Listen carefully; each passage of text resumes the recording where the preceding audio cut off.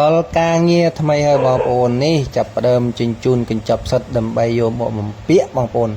ជញ្ជូនកញ្ចប់សិតយកមកបំពាក់បងប្អូនពីព្រោះថាអាកញ្ចប់ចាស់ដែលយើងបំពាក់ថ្ងៃមុនខែមុននោះគឺចាប់ផ្ដើមអស់ជាតិហើយក៏ចាប់ផ្ដើមធ្វើអាថ្មីបាទកាលណាចាស់អស់ជាតិយើងអាថ្មីចាប់ផ្ដើមបំពាក់ទៀតគឺយើងបានចេញផ្សិតលក់តទៅតែបើយើងតាឡៃបង្អក់រវល់តែបង្អក់មិនធ្វើតជប់ទេវាអាចនឹងរអាក់រវល់ក្នុងការរកស៊ីរបស់យើងតែម្ដងបងប្អូន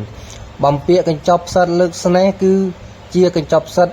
ដាក់មីផ្សិតពណ៌សបងប្អូនមីអំបោះសបាទអាមីអំបោះខ្មៅកលវៈមុនឥឡូវនេះដាក់មីអំបោះពណ៌សម្ដងបងប្អូនបាទដូរគ្នាទៅវិញទៅមកហើយមីផ្សិតអំបោះសនេះយើង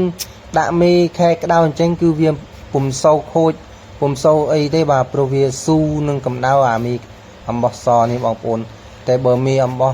ខ្មៅគឺមិនស៊ូទេបងប្អូនអើយបំពាក់ផ្សិតមួយសានេះឬអាសាជាថ្មីនេះបងប្អូនគឺរោងក៏ថ្មីអាផ្សិតក៏ថ្មីបងប្អូនសង្ឃឹមថាការរស់ស៊ីមួយរបរបណ្ដុះផ្សិតរបស់ខ្ញុំនេះសូមអោយកកបទៅមុខបាទរស់ស៊ីដាក់ចុះដោះឡើងតាមដៃតែម្ដងបងប្អូនធ្វើមិនទេរស់ស៊ីមួយម្នាក់ទាំងគេទាំងយើងគោលបំណងគោលដៅគឺចង់រកផលចំណេញចង់ឲ្យតែមួយរបររីចម្រើនកើនទៅមុខរហូតកុំឲ្យមានជួបប្រទេសរអាក់រអួលខូចខាតអីអញ្ចឹងបាទធ្វើម៉េចម្នាក់គឺគិតបំណងបងប្រាថ្នាទៅអញ្ចឹងគ្រប់តែគ្នាប៉ុន្តែយើងមិនអាចហាមឃាត់បានទេបាទបើវាចង់ខូចគឺខូចហើយតែវាមិនខូច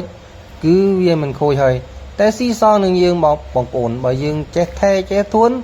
ចេះយកចិត្តទុកដាក់ជាមួយមួយរបស់យើងវាមិនដែលឲ្យយើងខាតបងទេបងប្អូនវាខាតក៏វាខាតតិចតួចដែរតែបើយើង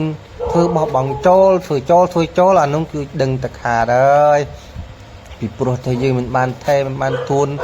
ជាពិសេសផ្សិតនេះគឺត្រូវការទឹកបាទត្រូវការស្រោចទឹកបានច្រើនបាទស្រោចកាន់តែច្រើនគឺកាន់តែល្អតែម្ដងបងប្អូនផ្សិតនេះតំណាងឬមុខរបរបណ្ដុះផ្សិតនេះគឺត្រូវការទឹកបាទបំពាក់នឹងមិនមែនទឹកកញ្ចប់ទេបងប្អូនហើយរាប់ពាន់កញ្ចប់ឯណោះបងប្អូនអើយមិនចេះតិចទេហើយទម្ងន់វាយើងធ្វើរោងមិនស្នំធ្វើរោងមិនយកចិត្តទុកដាក់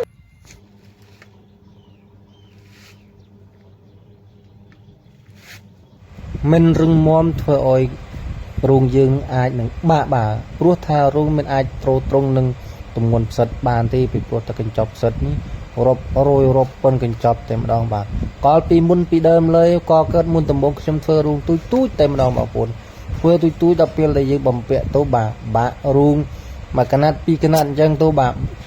ធ្វើឲ្យរោងឲ្យសាថ្មីរៀបសាថ្មីនេះហើយបាទការធ្វើរោងគឺត្រូវធ្វើរឹងមាំចឹងហើយបងប្អូន